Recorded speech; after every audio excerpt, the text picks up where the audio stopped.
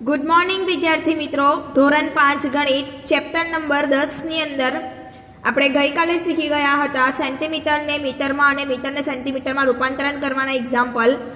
હવે આજે આપણે જોઈશું આપણે જે આપણા વ્યવહારિક જીવનમાં ડેલી યુઝ કરતા છે રૂપિયા અને પૈસા, રાઈટ। તો રૂપિયા અને પૈસાની અંદર આપણે આજે એક્ઝામ્પલને કન્વર્ટ કરવાના છીએ। તો સૌપ્રથમ એની જે વચ્ચે ગાણિતિક સંબંધ છે કે 1 રૂપિયો બરાબર થશે 100 પૈસા અને 1 પૈસો બરાબર થશે 0.01 રૂપિયા, રાઈટ। તો જે પ્રમાણે આપણે ગઈકાલે સૂત્ર યાદ રાખ્યા હતા તે જ પ્રમાણે આજે પણ આ ફોર્મ્યુલા યાદ રાખવાની છે કે 1 રૂપિયો બરાબર થશે 100 પૈસા અને 1 પૈસો બરાબર થશે 0.01 રૂપિયા। હવે અહીં આપણને એક કોષ્ટક આપવામાં આવ્યું છે કે 10 રૂપિયાની નોટ, 100 રૂપિયાની નોટ, 20 રૂપિયાની નોટ, 5 રૂપિયાની નોટ, આપણી પાસે જે કોઈ પોસ્ટકાર્ડ હોય તે અને આપણું ગણિતનું પાઠ્યપુસ્તકનું માપ આપણે અનુમાનના આધારે લખવાનું છે અને આપણે જે સાચી નોટનું લીધેલું માપ તે અહીં આપણે લખવાનું છે। તો ચલો મેં મારા અનુમાનથી અહીં 100 રૂપિયાની નોટનું માપ લખ્યું છે 13 સેમી અને 4 સેમી। પછી 10 રૂપિયાની નોટનું માપ લખ્યું છે 12 સેન્ટીમીટર અને 5 સેન્ટીમીટર અને 20 રૂપિયાની નોટનું માપ લખ્યું છે 12 સેમી અને 6 સેન્ટીમીટર। લંબાઈ અને પહોળાઈનું માપ છે, રાઈટ। ઓફકોર્સ આપણે નાની સ્કેલની મદદથી માપ કરશું તો આપણું સેન્ટીમીટર જ એકમ આવવાનો છે। તો અહીં મેં ફક્ત અનુમાનથી લખ્યું છે। હવે આપણે સાચું માપની ગણતરી કરીને લખીએ। તો વિદ્યાર્થી મિત્રો અહીં 100 રૂપિયાની નોટ જે છે તેની આપણે સ્કેલની મદદથી માપણી કરીએ તો અહીંથી 0 ની શરૂઆત થશે। તો તમે અહીં આગળ જોઈ શકો છો કે 14.3 ઉપર અહીં પૂરી થાય છે એની લંબાઈ, રાઈટ। તો આ એની શું થશે આપણા 100 રૂપિયાની નોટની લંબાઈ। અને પછી આપણે પહોળાઈ જોઈએ તો આ આપણી પહોળાઈ થશે। તો તમે પહોળાઈને જોઈ શકો છો અહીં 5, 6 અને 6 પોઈન્ટ ને 5 ઉપર ગઈને અહીં એનું પહોળાઈ કમ્પ્લીટ થાય છે। તો માટે અહીં આપણે એનું માપ લખીશું। ઓકે સ્ટુડન્ટ, તો તે જ પ્રમાણે મારી પાસે અહીં 20 અને 10 રૂપિયાની પણ નોટ છે। તો મેં 20 અને 10 રૂપિયાની પણ નોટની લંબાઈ અને પહોળાઈ લઈને માપણી કરી તો શું આવ્યું? 10 રૂપિયાની નોટની લંબાઈ 12.3 સેન્ટીમીટર અને એની પહોળાઈ 6.2 સેન્ટીમીટર અને તેની લંબાઈ 20 રૂપિયાની 13 સેન્ટીમીટર અને પહોળાઈ 6.3 સેન્ટીમીટર જેટલી થઈ। હવે તમારે જાતે જ ઘરે 5 રૂપિયાની નોટ હોય તો તેની શું કરવાની રહેશે? લંબાઈ અને પહોળાઈ પણ ફૂટપટ્ટીથી માપીને લખવાની છે। ઘરે કોઈ પણ પોસ્ટકાર્ડ હોય તેનું પણ અને જે આપણું ગણિતની પાઠ્યપુસ્તક આ જે આપણી ચોપડી છે તો તે જ પાઠ્યપુસ્તકની લંબાઈ અને પહોળાઈની પણ માપ કરીને તમારે અહીં લખવાનું છે। જ્યારે તમે પાઠ્યપુસ્તકની લંબાઈ અને પહોળાઈ લેશો તો ત્યારે આપણે મોટી જે સ્કેલ છે, મોટી સ્કેલ આવશે તેનીથી ઉપયોગ કરીને તમારે લખવાનું રહેશે। ચલો, તો અહીં આપણને એક બજારની માહિતી આપવામાં આવી છે કે બજારમાં અલગ અલગ વસ્તુઓ મળે છે। તો એક કેરાની કિંમત છે ₹2.50, રાઈટ। પછી આ ઘડિયાળની કિંમત છે ₹567.25। તે જ પ્રમાણે પર્સની કિંમત છે ₹120.50। આ છે સાબુ, તો સાબુની છે ₹8.75। બોલપેનની છે ₹6.50। દિવાસળીના બોક્સની છે ₹0.50 અને આની કિંમત છે સેન્ડલ્સ ચંપલની ₹32.99, રાઈટ। તો અહીં 32.99 રૂપિયા। તો અહીં આપણને અલગ અલગ વસ્તુઓની કિંમત આપી છે તો તેના પરથી આપણને ઘણા એક્ઝામ્પલ આપ્યા છે તેની આપણે ગણતરી કરીએ। ચલો, તો પહેલો સવાલ છે કે એક દિવાસળીની પેટીની કિંમત કેટલા પૈસા છે? શું છે? કેટલા પૈસા, રાઈટ। હવે તમે અહીં જોવો છો તો આ જે દિવાસળીનું બોક્સ છે એની કિંમત આપણને રૂપિયામાં આપી છે ₹0.50। હવે આપણે આગળના ટાસ્કમાં શીખી ગયા તે પ્રમાણે કે પોઈન્ટના આગળની સંખ્યા એ શું હોય? મોટો એકમ દર્શાવે। તો આમાં આપણો મોટો એકમ કયો છે? રૂપિયા। અને પોઈન્ટના પછીની જે સંખ્યા હોય તે નાનો એકમ દર્શાવે એટલે કે એ શું છે? આપણા પૈસા। માટે એક દિવાસળીની પેટીની કિંમત અહીં રૂપિયામાં આપણને આપી છે કે 0.50 રૂપિયા। તો પૈસાની અંદર શું થશે? 50 पैसा। पॉइंट पछी 50 છે, આગળ કોઈ નથી, સંખ્યા 0 છે, માટે એ દિવાસળીનું જે પેટી છે તેની કિંમત શું થશે? 50 પૈસા। તો માટે અહીં આપણે લખીશું કે એક દિવાસળીની પેટીની કિંમત થશે 50 પૈસા, રાઈટ। હવે સેકન્ડ સવાલ છે કે રૂપિયા 2.50માં કેટલી દિવાસળીની પેટીઓ ખરીદી શકાય, રાઈટ। તો એ આપણે દાખલાની ગણતરી કરીએ। તો ચલો, સવાલ છે કે રૂપિયા 2.50માં કેટલી દિવાસળીની પેટીઓ ખરીદી શકાય। આપણે એનો આગળનો જ સવાલ જોઈ ગયા કે એમાં છે એક દિવાસળીની પેટીની કિંમત રૂપિયા 0.50 આપણને આપવામાં આવી છે, રાઈટ। માટે આપણે પદ લખી શકીએ કે રૂપિયા 0.50 બરાબર એક દિવાસળીની પેટીની કિંમત। માટે જો આપણી પાસે રૂપિયા 2.50 હોય તો તેમાં આપણે કેટલી પેટીની કેટલી દિવાસળીની પેટીની ખરીદી કરી શકીએ। હવે આપણે ચોકડી ગુણાકાર કરીશું તો 2.50 ગુણ્યા 1/0.50। હવે તમે આનો ભાગાકાર કરશો તો માટે આપણો જવાબ શું આવશે કે 5 દિવાસળીની પેટીઓ આપણે ખરીદી શકીએ છીએ। તો આ ભાગાકાર આપણે કેવી રીતે કરી શકીએ? 2.50 છે, માટે આપણે લખી શકીએ 250/100। હવે 0.50 ને આપણે આવી રીતે લખી શકીએ કે અહીંયા 50/100 આવે। હવે આપણને ખ્યાલ છે કે છેદના અંદર છેદ હોય તો એ સંખ્યા ઉપર અંશમાં જશે, તો 50/100 આવશે તો એ 100 ઉપર જશે, જે આપણે આગળના ધોરણની અંદર શીખી જ ગયા છીએ। હવે 100 કેન્સલ થશે, અહીંથી 10 કેન્સલ થશે, આપણને ખ્યાલ છે 5 50 25 પણ કેન્સલ થશે। માટે આપણે ભાગાકાર કરીને અહીં લખી શકીએ કે 5 દિવાસળીની પેટીઓ ખરીદી શકાય કેટલા રૂપિયામાં? રૂપિયા 2.50માં, રાઈટ। તો આ આપણો એક્ઝામ્પલ અહીં કમ્પ્લીટ થાય છે। માટે આપણે અહીં લખી શકીએ આન્સર કે 5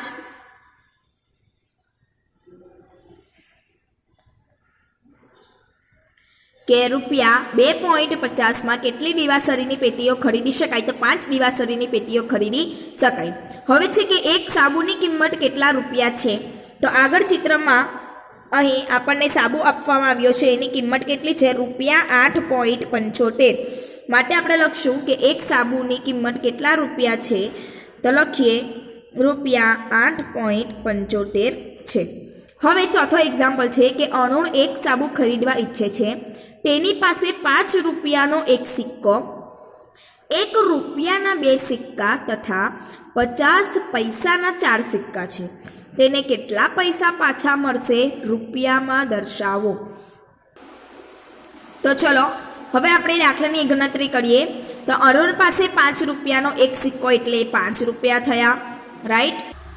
તે જ પ્રમાણે 1 રૂપિયાના 2 સિક્કા બરાબર 2 રૂપિયા થયા, 50 પૈસાના 4 સિક્કા બરાબર 2 રૂપિયા। હવે આ 2 રૂપિયા કેવી રીતે આવ્યા? તો ચલો 50 પૈસાના 4 સિક્કા છે એટલે ટોટલ કેટલા પૈસા છે તેની આપણે ગણતરી કરીએ।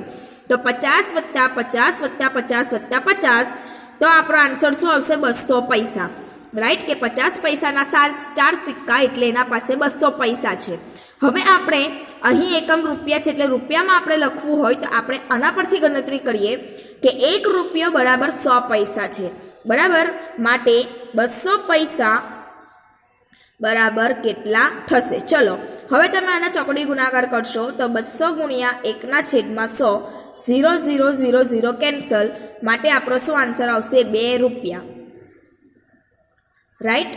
કે 50 પૈસાના 4 સિક્કા બરાબર કેટલા રૂપિયા થાય? 2 રૂપિયા। માટે હવે અરુણ પાસે કુલ કેટલા રૂપિયા થશે?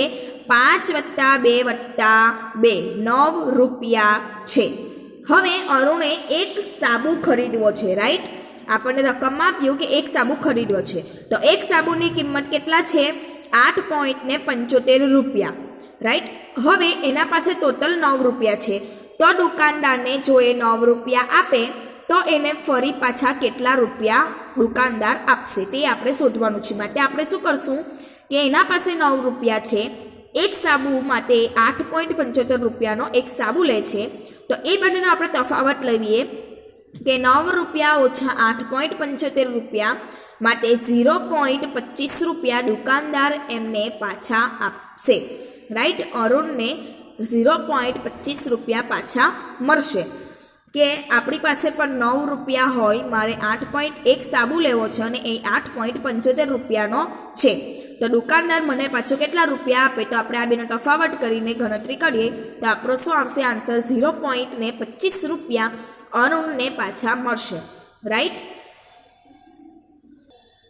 હવે એક્ઝામ્પલ છે પાંચમો કે એક કેરાની કિંમત રૂપિયા 2.50 છે, તો 1.5 ડઝન કેરાની કિંમત કેટલા રૂપિયા થાય? રાઈટ? આપણને અહીં કીધું છે કે એક કેરાની કિંમત રૂપિયા 2.50 છે. હવે 1.5 ડઝન એટલે શું? 1 ડઝન વત્તા અડધો ડઝન. આપણને ખ્યાલ છે 1 ડઝનમાં કેટલું વસ્તુ આવે? 12 વસ્તુ આવે. અહીં કેરાની વાત છે એટલે 1 ડઝનમાં 12 કેરા વત્તા અડધો ડઝનમાં 6 કેરા, એટલે આપણે ટોટલ કેટલા? 1.5 ડઝન એટલે કે ટોટલ 18 કેરા ખરીદ કરવાના છે. હવે આપણે એના કેટલા રૂપિયા આપવા પડે તે શોધવાનું છે. તો આપણને અહીં આપ્યું છે કે એક કેરાની કિંમત રૂપિયા 2.50 માટે 18 કેરાની કિંમત 2.50 ગુણ્યા 18. હવે આપણે આ બેનો ગુણાકાર કરશું, માટે આપણો આન્સર આવશે 45, રાઈટ? તો આપણો એકમ શું આવશે? જે ક્વેશ્ચન માર્ક સાથે હોય તે આપણો એકમ, એટલે કે 1.5 ડઝન કેરાની કિંમત 45 રૂપિયા થાય છે, રાઈટ? હવે પાંચમા ક્વેશ્ચનની અંદર જ આપણને બી આપવામાં આવ્યો છે કે કાનન એ કેટલી પેન ખરીદી શકે, તેની પાસે કેટલા રૂપિયા વધશે? તો ચલો, કાનન પાસે ટોટલ 60 રૂપિયા છે અને એની મમ્મીએ એવું કીધું કે 1.5 ડઝન કેરા આમાંથી લઈ આવ.